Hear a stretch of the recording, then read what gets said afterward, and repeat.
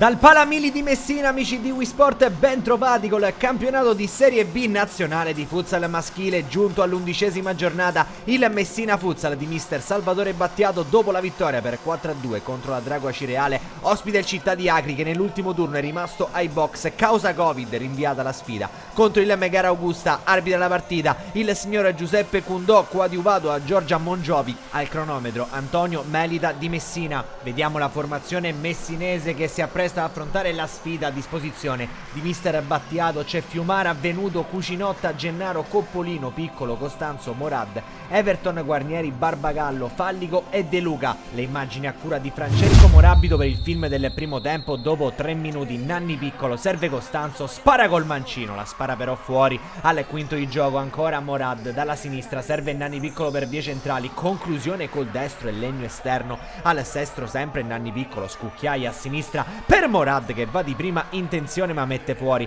Al settimo Coppolino recupera palla, il pallone per Morad che vede un assist che non c'è per Costanzo. 1-0 Messina Futsal, si sblocca il risultato al Palamili. Al minuto 9 Evangelista per Occhiuto a sinistra, il suo tentativo finisce in porta. 1-1 ha pareggiato il Città di Agri. All'11º ancora un gol, Everton Guarnieri, serve Piccolo, spalle alla porta di tacco per Guarnieri, che gol per il Messina Futsal, il brasiliano Everton Guarnieri. Al 15º nuovamente Everton che mette all'indietro per Gennaro, butta giù la porta il numero 6, una lavatrice per il 3-1. Al 18º sempre Gennaro, stavolta in posta per Everton, poi Piccolo per vie centrali, salta l'avversario, ancora Guarnieri sul secondo palo dove c'è Cucinotta che liscia il possibile 4-1. Tutto bello per il Messina Futsal, come questa conclusione di Gennaro sventata in corner. E allora fine primo tempo al Palamili, fin qui il Messina Futsal con merito conduce sulle Città di Agri per 3-1, una vittoria eventualmente importante anche in chiave classifica. Ma passiamo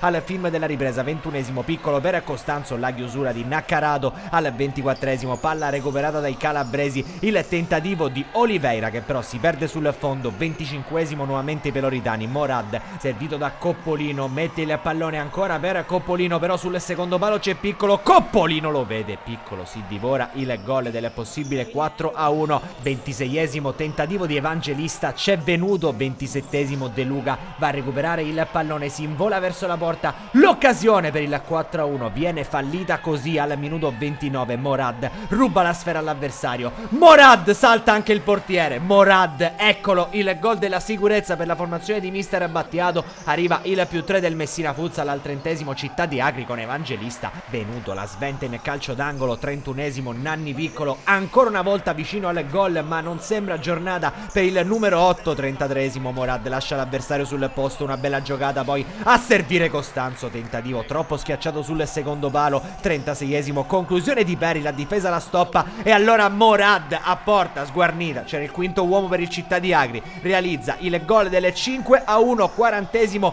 palla recuperata da Fallico, adesso il Messina Futsal potrebbe dilagare ma il portiere stavolta riesce a sventarla, ma non c'è più tempo. Al Palamili triplice fischio, torna al secondo posto in classifica il Messina Futsal, torna a 3 punti al Città di Palermo che nel frattempo pareggia a Mascalucia. Un cordiale saluto amici di Wisport, alla prossima.